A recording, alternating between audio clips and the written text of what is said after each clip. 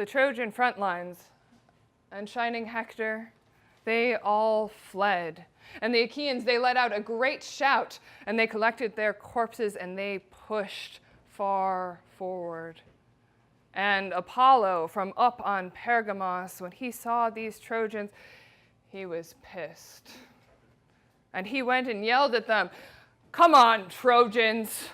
Are you just going to give up your battle lust to these Argives? Do you think that they are made of stone, that they are made of iron, that they can somehow stand up against the skin-cutting bronze when they are hit?" Achilles, the son of Thetis with the good hair, is not even fighting with them. He is just nursing his heart-sore anger, sitting sulking by his ships. That's what the terrible god said.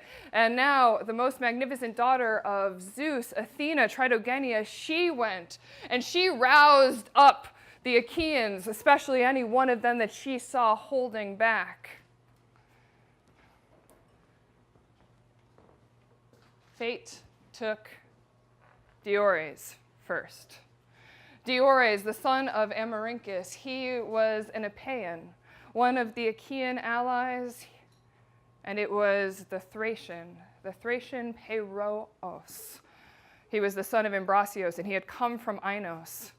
And now he threw a jagged stone right at Diores, and he hit his shin right above the ankle, and the pitiless stone, it smashed the bone and it tore through the tendons all around, and he fell down backwards, reaching out for his buddies to try to help him, breathing out his last breath. But Peiros came close to him and stabbed him right beside the belly button so that all of his guts poured out into the ground. And the darkness covered his two eyes. But Peiros, well, now the Aetolian Thoas sees him and rushes at him with the sharp spear and gets him right in the sternum so that the bronze edge fixes in his lung. And then Peiros falls to the ground, and Thoas comes and wrenches the heavy spear out of his chest and draws his sharp sword and strikes him right in the middle of his belly, robbing him of his life. And he would have stripped the armor, Peiros' armor, but all of Peiros' buddies, these Thracian guys, they're wearing top knots, they've got their spears in their hands, they come around, and okay, Thoas is a big guy, he's strong, he's brave, but when he sees all these Thracian guys coming, he's like, and he just retreats and is a little shaken. So now these two leaders, they lie stretched out in the dust next to one another. One a Thracian, a Trojan ally, one an Epean, a bronze-clad Epean, one of the allies of the Achaeans. And now many other Achaeans and Trojans die all around them. You know, now none of us can say anything about this battle except that it is for real. Yeah, I mean that, for real. You can't make light of it anymore. Not any one of you. If you are still unhit, you who are unstruck with the sharp bronze, maybe Athena led you out from under the volleys, took you out of the destructive battle. But on this day, many Achaeans and Trojans lie face down on the dust beside one another. And it's right then and there that Pallas Athena gives Diomedes so much battle fury.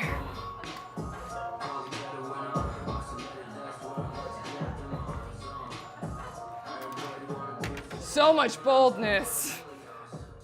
She makes his whole armor, his shield and all of his armor, go on fire. That fire blazes. it blazes like when you see that late summer star going down and just dipping itself in ocean's water, shining in every direction. That's how the fire now blazes from Diomedes, from his shoulders and from his head, as he runs back into the melee where most of the men are doing their fighting. And I have no idea where I am. I've already lost myself. I'm so sorry.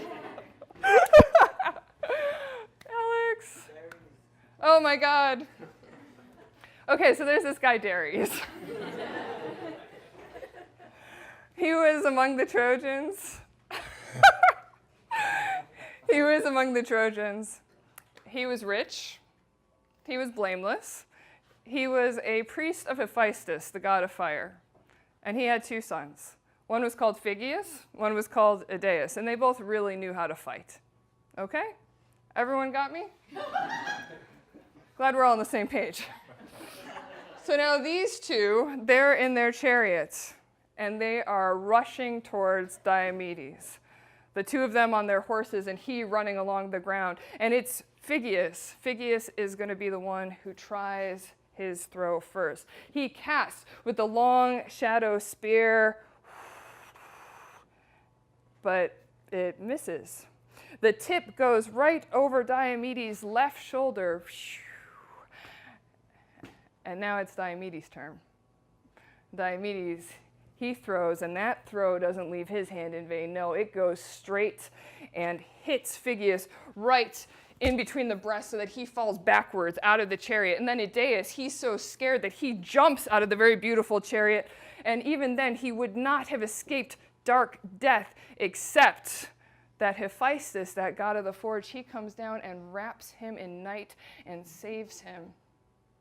And Diomedes takes the horses and he gives them to his companions. But the Trojans are all stirred up when they see these 2 sons of Dares, one of them cowering away like a coward, the other lying dead next to his chariot.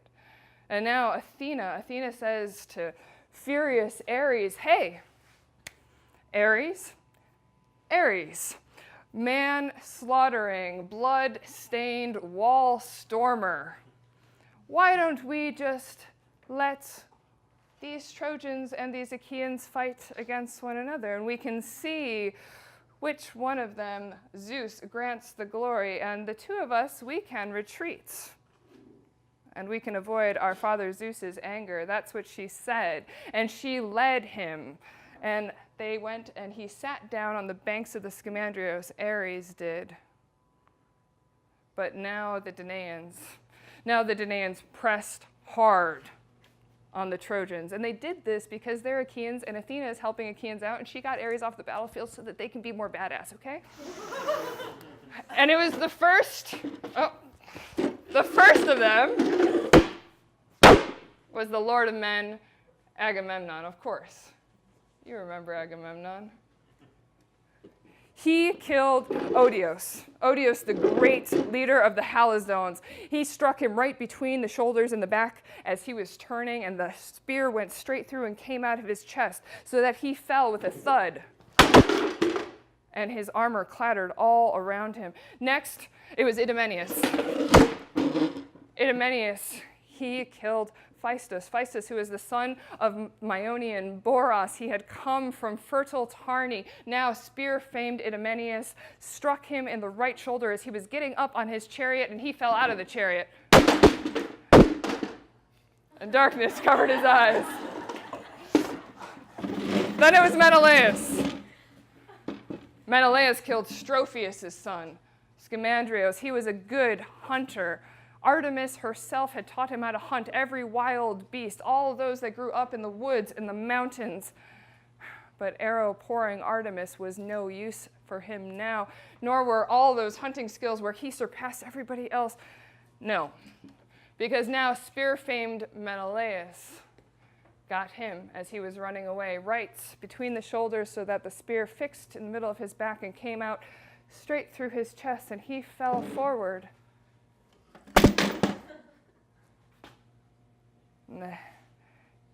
His armor clattered all around him too. Next it was Meriones. Meriones, he killed Phereclos. Phereclos, who was the son of Harmonides. He was a woodworker. He knew how to make every intricate thing with his hands, and Pallas Athena loved him above all others. He had actually built the balanced ships for Alexander, for Paris, the ones that started all the trouble and brought so much pain to the Trojans and to him. But you know, he didn't know the gods' plans, and now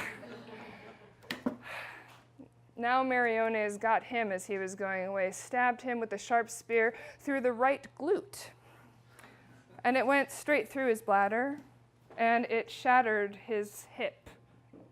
And so he fell to his knees with a groan, and death wrapped itself around him. Now it was Meges. Meges killed Pidius, who was the son of Antenor. He was a bastard son. But do you know Theano had actually nursed him the same as all of her other children as a favor to her husband? And now the son of Phyleus, Meges, well, he stabbed him with a sharp spear right in the back of the head. It went through the occipital bone and shattered through all of his teeth and cut out his tongue. And so he fell face first in the dust, chewing on the cold bronze. Eurypylus, the son of Euaemon, he killed shining Hypsenor. Hypsenor, who was the son of Dolopion, who was a priest of the river, Scamandrios. And all of his people honored him like he was a god. But now Euaemon's son Eurypylus, well, he went running after Hypsenor as Hypsenor ran away, hacking with his spear. And he hacked right here at the shoulder so that the whole heavy arm fell to the ground, bleeding. And Hypsenor himself, well, crimson death and strong fate came, and they took Hypsenor's eyes.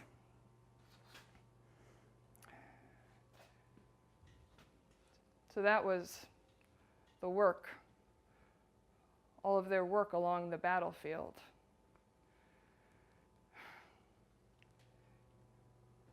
And you know, you wouldn't have even recognized Diomedes.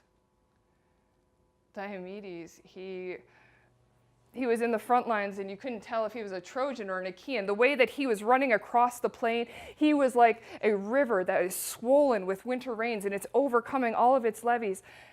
The levees cannot hold its strong streams, nor can all of the walls around orchards and gardens, but it breaks through all of these, the good works of men, whenever Zeus sends his heavy downpour. That's now how Diomedes broke through the ranks of the Trojans, the close-packed ranks of the Trojans, sending them everywhere in confusion. And Pandaros saw him, Diomedes, and he saw the Trojan ranks running in confusion in front of him. So right away, he aimed his bow, and he sent a fast arrow at Diomedes, and it hit him right there in the right shoulder, right where the curve of the breastplate is. And there was blood, and it spattered all over his breastplate. And Pandaros, the shining son of Lycaon, boasted, "Yeah! Come on, Trojans, I just hit one of their best. I don't think he can stand up long under my arrow." I don't think so.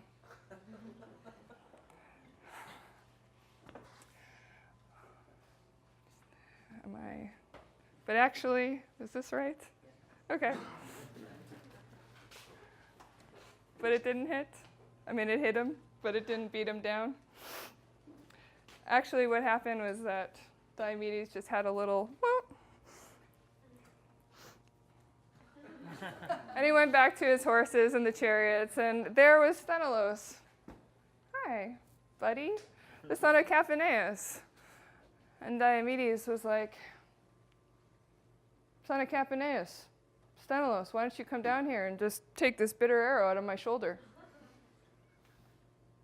And Sthenelus just came down off of the chariot and jumped to the ground, and he pushed the bitter arrow straight through the shoulder so that the blood kind of spouted all over his chainmail tunic. And then Diomedes prayed to Pallas Athena, "Hear me now, Tritogenia, daughter of aegis-bearing Zeus Athena. If ever before you had good intentions towards my father Tydeus, and you stood beside him in the hateful battle, now love me too. And let me get close to that guy with my spear, this guy who's just hit me with an arrow and who's bragging about it and saying that I'm not going to live long seeing the light of the day." That's what he prayed. And Pallas Athena heard him. She lightened his knees, and she made his limbs and his feet light too. And then she came and stood next to him, and she said to him in winged words, "Son of Tydeus, Diomedes, now you should fight boldly with the Trojans. I have put a battle fury in your chest, your father's battle fury, Tydeus, he who is the horseman, the shield bearer. And I have lifted up the mist from your eyes that was there before, so now you can see who is God and who is man. And if any god comes and tries to test you out, well, do not fight with all of the immortal gods, but if it happens to be Aphrodite, the daughter of Zeus, coming into battle, well, you should stab her with the sharp bronze." That's what she said. And Diomedes, he ran right into the front lines again of the Achaeans, and he wanted so badly, even more than before, to mix it up with the Trojans. Now 3 times as much battle fury took over Diomedes. He was like a lion that jumps into a sheepfold, and maybe he's grazed by the shepherd, but he is not beaten down. He just gets even angrier so that the shepherd can't hold him off at all now. The shepherd has to run away into the barn and hide out and abandon his sheep. And the lion just rampages through all of the sheep, piling up corpse after corpse, and then jumps out of the deep sheepfold, really happy. That's now how Diomedes was so ready to mix it up with the Trojans. First, Astyanax and, oops, so sorry. It's supposed to be so much smoother. Thank you, Marie. Astyanax and Hyperion, shepherds of the people. One of them he struck right under the breast with his spear. The other one he hacked at his clavicle until the whole shoulder came away from the back and the neck, and then he left them. He went after Abas next, Polyidus. They were sons of Eurydamas, who was a dream reader. I guess he didn't really read their dreams before they came into war, because now he killed and stripped both of them and just left them. Next, he went after Xanthos and Thaon, the 2 sons of Phinops. Now, Phinops, he was worn out with old age. He couldn't have another son that he could leave all of his stuff to.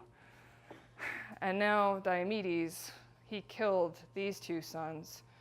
Killed them, stripped them, robbed them of their life, and all he left for the old man was pain and grief and lamentation, because he was never going to see his sons coming out of the battle alive again. I guess distant relatives would have to divvy up all of his stuff. Then he went after the 2 sons of Dardanian Priam. It was Echemos and Chromios, 2 brothers in one chariot. Here they came, and Diomedes leapt at them like a lion that leaps onto a cow or a calf or an ox. I don't know why there are so many things there, but and then he breaks their neck. That's how he leapt on these, and he pushed them right out of the chariot, even though they did not want to go. And he killed them and stripped them and sent their chariot back to his companions to take to the hollow ships. And Aeneas, Aeneas, he saw this. Aeneas, who is the leader of the Trojans, and he went right away, seeing that Diomedes was destroying the ranks of men, looking to see if he could find Pandaros, if there was anywhere that he could find God like Pandaros, and then he found him. And he came and stood next to him, the shining, blameless son of Lycaon, and said, Pandaros, where was that bow of yours now? Where are those bitter arrows that you are better at than anyone else? I mean, there's not anyone even in Lycia that's better than you. So come on, raise your hands to Zeus and shoot a sharp arrow at that guy. I don't know who he is, but he is strong, and he is doing a lot of bad things to the Trojans, and he has already loosened the limbs of many an excellent people. Unless he's a god. I mean, he could be a god.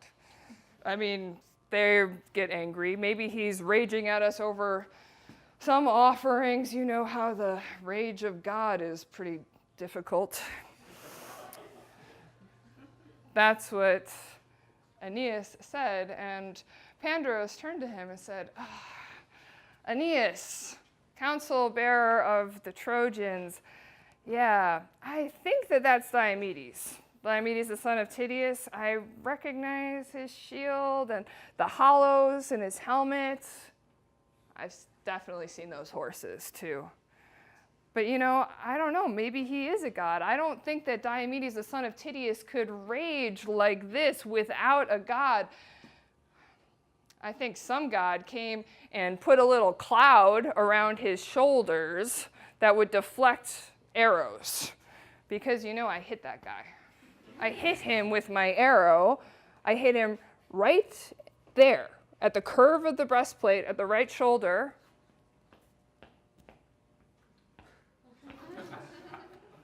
I mean, I thought I sent him down to Hades. I really did. But he was not beaten down. Nope. So maybe it is a god that has a grudge against us. I don't know. I also don't have any horses. I don't have horses, and I don't have a chariot. So, it's really stupid because there are actually 11 brand spanking new, perfectly made chariots in my dad's house, like Han's house. And where are they now? They're just under blankets. And next to each one of them, there are 2 horses, and they're just, yoked together, but chomping on the white barley and all the grain. So many times my dad, this powerful spearman like Lycaon, he was like, you have to take the horses and the chariots. Take them when you go to war, and then you're going to lead the Trojans in the strong battle. So many times. And I should have listened to him, because that would have been better. But I wanted to spare my horses. They were used to eating whatever they wanted. And I didn't want to bring them and make them have army rations. So I came to Ilion on foot, trusting in my bow for all the good that's done me. Because I hit their 2 best men. I hit that guy, Tydeus' son Diomedes, and I also hit Atreus' son Menelaus. I hit them both, and I saw the blood. They just got more pissed. I think I sealed my fate that day, that I took my curved bow off of its peg and came here to lead the Trojans as a big favor to shining Hector. And if I ever make it home again and see with my own eyes my wife and my country and my big house with the high ceilings, then let someone just cut off my head if I don't take this stupid bow and break it in 2 with my hands and throw it in the fire, because it has been as good as wind. That's what Pandaros said. And Aeneas was like, don't talk like that. we can't change any of that anyway. But what we can do is the two of us can test that guy with our weapons. We can get in a chariot with our horses and go. So come on, look, you can get into my chariot with my horses, and then you'll see how awesome the Trojan horses are at rushing across the field. They go here and there, they know how to chase, they know how to run away, and we're gonna need a good getaway car back to the city to save us if Zeus decides to give the glory to Diomedes, the son of Tydeus. So come on, why don't you take the reins, take the whip, and you drive the horses, and then I'll jump down and I'll take this guy on with my spear when the time's right. Or, if you prefer, you can take this guy on with your spear and I can manage the horses. Whatever works.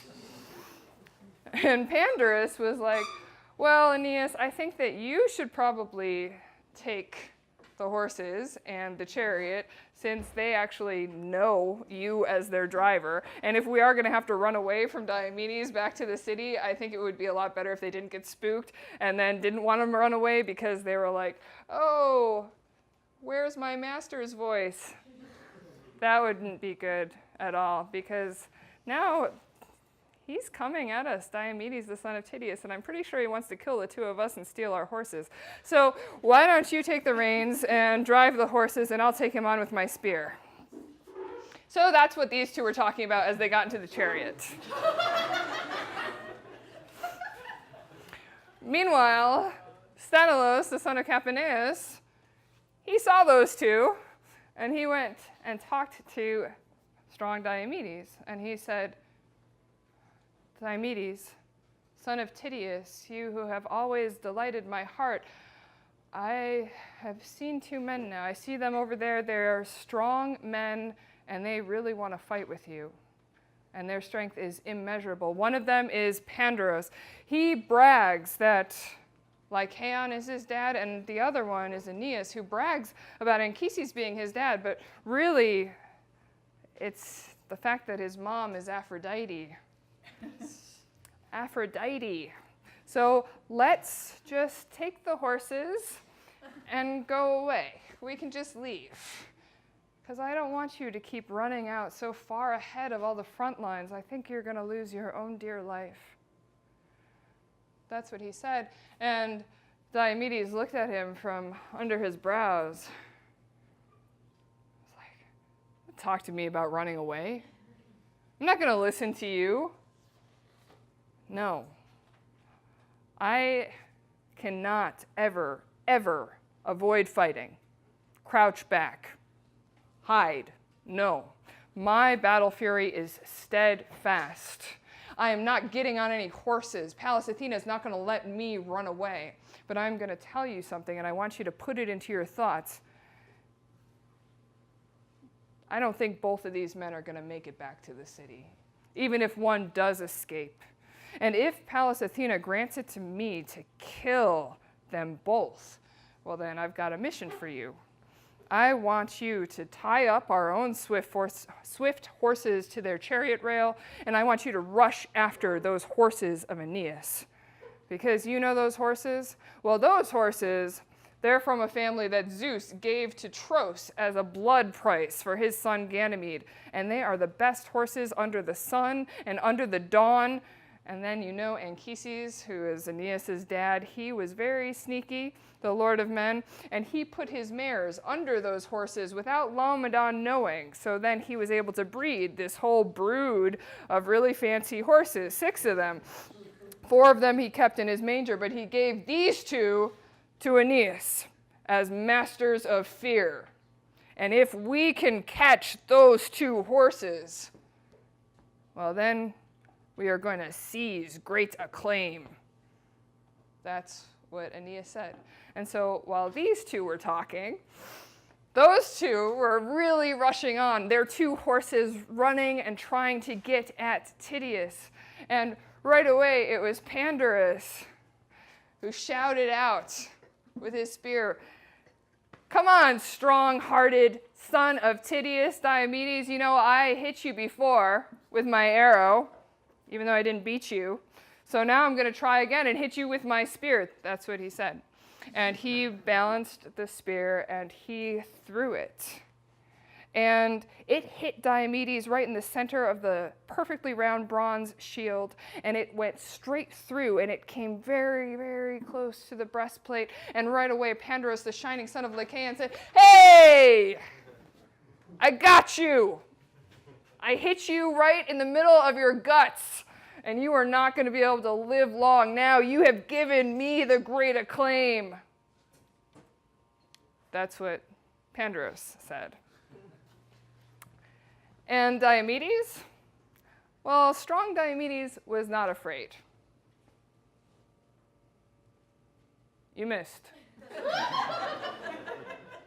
You didn't hit me at all, actually. You know, I don't think that the two of you are going to stop till one of us falls and with his blood quenches the thirst of the warrior Ares, the shield bearer. And saying that, Diomedes threw. And Diomedes' bronze spear went straight to Pandarus, guided by Athena, and hit him in the nose, right next to the eye. So it went all the way through all of the white teeth. You have to imagine it's probably like this, through the white teeth, so that the very tip of the bronze slices through the tongue, and then the whole spearhead comes out under the jawbone, so it's jutting out under this chin. And yeah, Pandarus falls right out of that chariot. And his armor was shiny. It was dazzling. But it clattered all around him as he fell. And the fast horses ran away, and Pandarus's soul and his battle fury just dissolved. And Aeneas, you know what Aeneas did? He jumped over his body with the courage of a lion. He was ready with his shield and his spear. With his shield and his spear, he was ready to kill any man who came to face him, fearing that the Achaeans would come and drag away Pandarus's body. But Diomedes, the son of Tydeus, he picked up a boulder that is so big that two of us now, of us mortals who live now, two of us couldn't pick it up. And he just picked it up like it wasn't no thing, and he threw it. He threw it at Aeneas, and it hit right here where the thigh meets the hip. They call it the hip socket. And the terrible stone, it rips its way through his skin, and it tears through all the tendons, and it completely smashes the hip socket, so that the hero Aeneas, he fell on his knee, a heavy hand on the earth, and dark night covered over him. And right then and there, Aeneas, he would have died, except Aphrodite. Aphrodite, his mother, sharply perceived him, and she came, and she wrapped her white forearms around him, and she took the folds of her dress and made them like a wall against arrows, lest any of the Danaans with their fast horses try to strike him in the chest and take his life. And she lifted him out of battle. Meanwhile, Sthenelus, the son of Capaneus, he did not forget Aeneas' orders, and he tied up his own fast horses, and he went rushing after the horses with the very pretty coats of Aeneas, and he got them, and he took them from the Trojans to give them back to the Achaeans with their very nice shin guards. He actually gave them to Deipylus. Deipylus, who was actually his favorite, of all of the men his own age, they were just so well suited in how they thought. So he gave the horses to him, and he took them back to the hollow ships. And then the hero Sthenelus, he turned his own fast-footed horses back and went to try to help Diomedes back in the battle. And Diomedes, well, what was he up to? he saw Aphrodite, right, around Aeneas. He recognized that she was the goddess, but the goddess who had no courage, the goddess who did not know how to marshal men in war, whatever. She was not Athena. She was not the city sacker Enyo. And so now, as Aphrodite carried her son out of the battle, Diomedes stalked her with a pitiless bronze and finally came close and lunged at her with his sharp spear so that it went all the way through the many folds of the ambrosial dress that the Graces themselves had made, and it struck her delicate skin right at the edge of the hand, at the top of the open palm, so that ichor, yes, that's right, I said ichor. Ichor, the ambrosial blood of the gods, flowed. And ichor is the only thing that flows through the gods' veins. You know that they don't eat food, right? They don't eat food, and they don't drink wine, and they don't have blood, and they are called immortal. And now the ichor flew all over Aphrodite's arm. And Diomedes boasted, seeing that he had wounded her, and said, "Aphrodite, daughter of Zeus, why don't you just leave battle and war? Isn't it enough that you beguile women who have no courage? If you keep trying to fight in battle like this, you won't even be able to hear about battle without shuddering." That's what Diomedes said, and Aphrodite left. She left aching with many pains in agony, and Iris led her out of the battlefield and over to the left flank where they found Ares, furious Ares, sitting there. And she got down on her knees, beautiful Aphrodite, and she begged her dear brother, "Please, honor me and give me your gold-armored horses, because now I am so wounded. I am too hurt. This man, Diomedes, the son of Tydeus, he has stabbed me with his sharp spear, and I have to go back to Olympus, to the seat of the gods."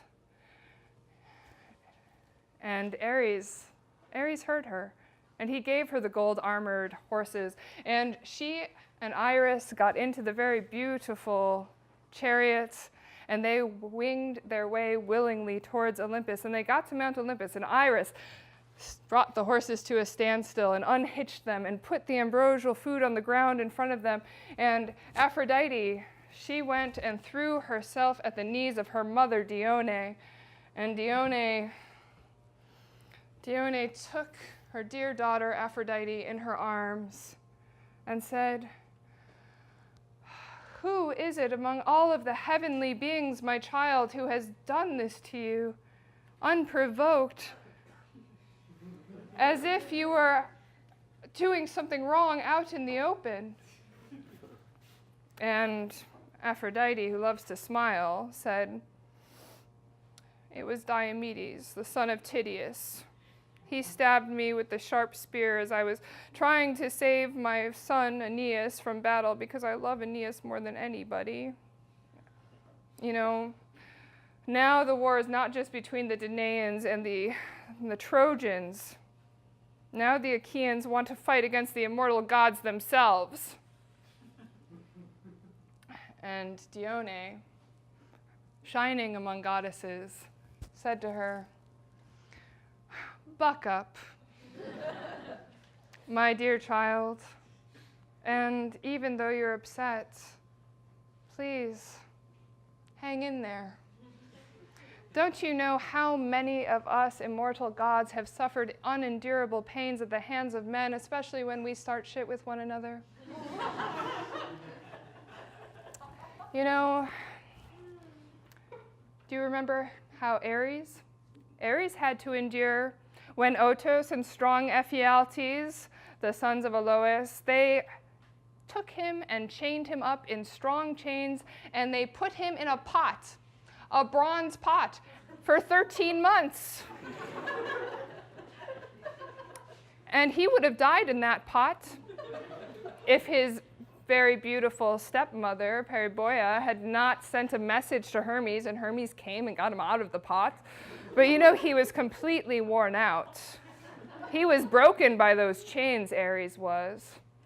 And what about Hera? Hera, she had to endure, you remember, when that very strong son of Amphitryon, Heracles, when Heracles struck her in the right breast with a tri-barbed arrow, and then she had the incurable pains. And Hades had to endure as well when that same man, that strong son of Zeus, Heracles, shot him with a bunch of arrows when he was standing among the dead in Pylos, and then he gave him over to agony, and Hades went up to the house of Zeus, up on Mount Olympus, and he was aggrieved, and he was injured. The arrow went straight through his strong shoulder, and he was just so heartsick. But Paean came and gave him the pain-killing drugs and made him whole again, because Hades was not built a mortal man. Oh, God, that Heracles. He is he is a thug. He has no respect for the gods. I just think about all the times that he has just troubled us who live on Mount Olympus with his bow and arrow. And now this man, Pallas Athena sends this man against you, Diomedes. Diomedes, a fool. He doesn't understand. I don't think he understands what happens to mortal men who fight against gods, that they don't last long in this world, that they don't see their kids throw their arms around their knees as they come home safe from the wars and call them Papa. Nope. Even if Diomedes is very powerful now, well, he will meet a stronger man in battle, and then his wife, Aglaea, the thoughtful daughter of Adrestus, the wife of horse-breaking Diomedes, she will wake up her whole household in the middle of the night with her lamentations as she pines for her husband, the best of the Achaeans. That's what Dione said. And she took Aphrodite's arm and she wiped the ichor away from it and she healed it and she made it whole. And Pallas Athena and Hera, they saw all this, and they were wanting to start some shit with Zeus. With Zeus, the son of Cronos, and it was Athena who was the first to say something. Zeus, father, would you be mad if I said something? This Cuprous Aphrodite, how she really loves taking Achaean women and giving them to the Trojans? Because she just loves the Trojans so much. Well, maybe when she was grabbing one of these Achaean women's dresses, she just, pricked herself on the palm with one of those gold pins that hold their dresses together. And Zeus, the Lord of men and gods, he smiled and he called over golden Aphrodite and he said, my child, you know that warfare is not one of your gifts. Your gifts are desire, marriage. Why don't you just leave the warfare to Athena or to Fast Ares? They can deal with it. So the gods were talking like this. But all that time, Diomedes still wants to kill Aeneas. That's right, he is raging to kill Aeneas and strip his armor. 3 times he has charged at Aeneas, even though he knows that it is Apollo's hands that protect Aeneas. He doesn't care. 3 times with his sharp spear. And 3 times Phoebus Apollo, the far worker, hit him back right in the middle of his shield. And on the 4th time, Diomedes rushed at him like a god. And now the far shooter Apollo let out a terrible cry and said, son of Tydeus, think! Go back! You should not want to fight with the gods like this. Don't you understand that you mortals who walk along the earth are a different race from us, the immortal gods?" And Diomedes, the son of Tydeus, he withdrew a little because he didn't want Phoebus Apollo to be angry at him. And then Phoebus Apollo, he took Aeneas. He took Aeneas and put him all the way up in his temple that had been built for him in Pergamos. And he put him up in the inner sanctuary, and then Leto and arrow-pouring Artemis came, and they took care of Aeneas. They completely healed him, made him whole again. Meanwhile, Apollo made a hologram of Aeneas. And it really looked just like him. I mean, it was wearing the same kind of armor, and he just put it there. And so now, around the hologram, from behind their ox-hide leather-fringed shields, the Achaeans and the Trojans were just cutting one another down. And then Phoebus Apollo went over to Ares and said, Ares, man-slaughterer, blood-stained, wall-stormer, can't you now send back this man Diomedes, this one who wants to fight with the gods? You know he has already wounded Aphrodite, hit her right in the wrist by the hand, and now he's just charged against me as well.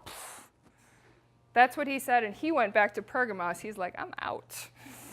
And Ares listened to his brother, and the killer Ares now went in among the Trojans, stirring them up, the heart in each man, raising once again the terrible battle cry. He dressed like Acamas, the Thracian, all along the sons of the god-fed King Priam.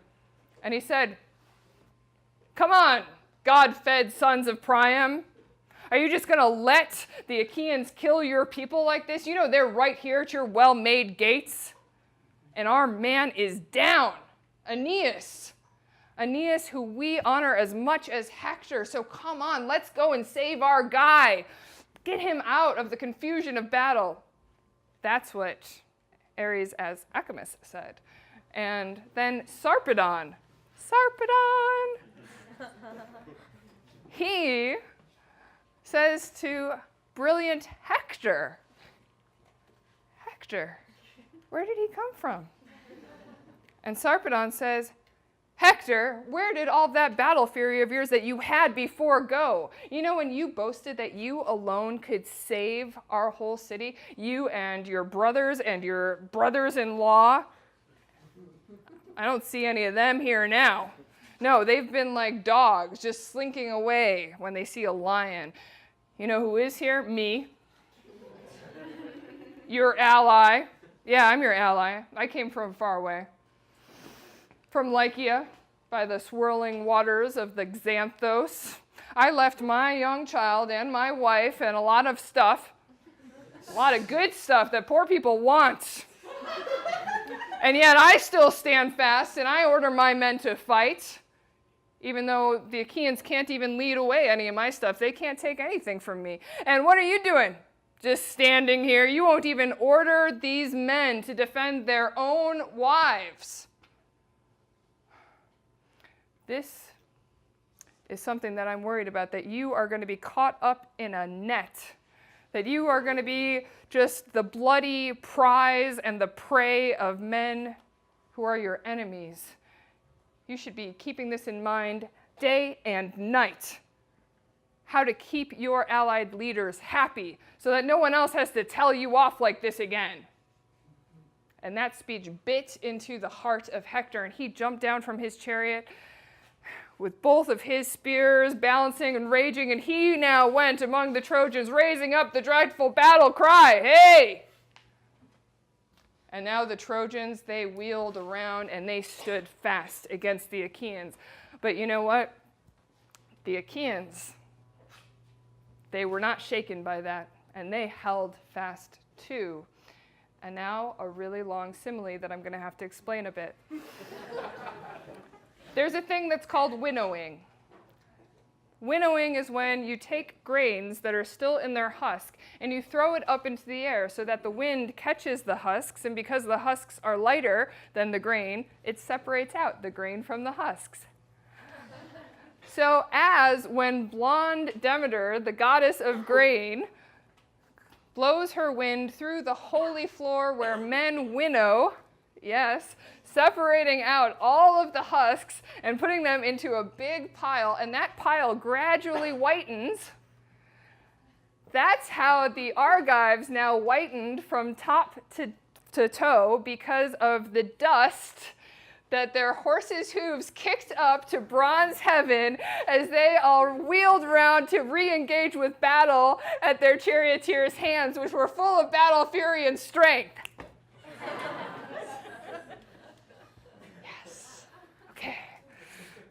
And now, Ares, obeying the commands of his brother, he went and put dark night all over the battlefield as a help for the Trojans, because he had seen that Pallas Athena, the helper of the Achaeans, had gone away. And now Apollo actually came and got Aeneas down from the inner sanctuary of his temple and just put him back with all of his buddies. And all of his buddies were so happy to see him, like safe and sound and completely alive.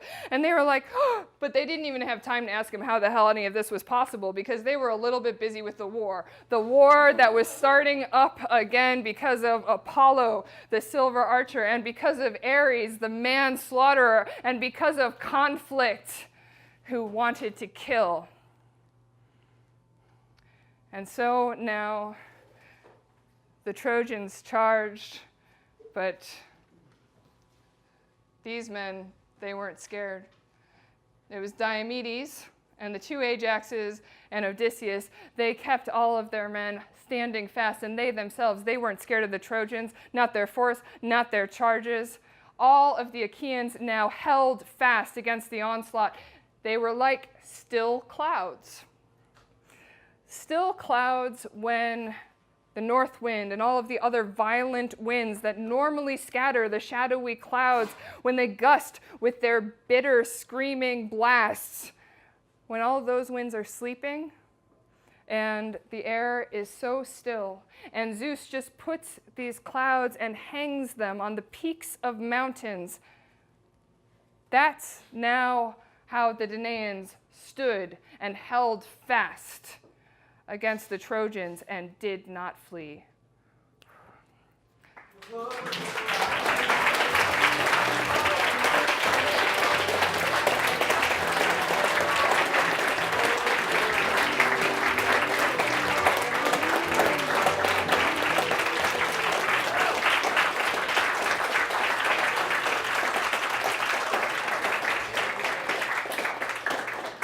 Thank you, everyone, so much for coming. I want to thank this week's director, Alexis Diamond. I want to thank Ahmet and Bardapen. I want to thank Alex for saving my ass all the time. And please come back next week. It's going to be Myrna Selkirk. Thank you so much.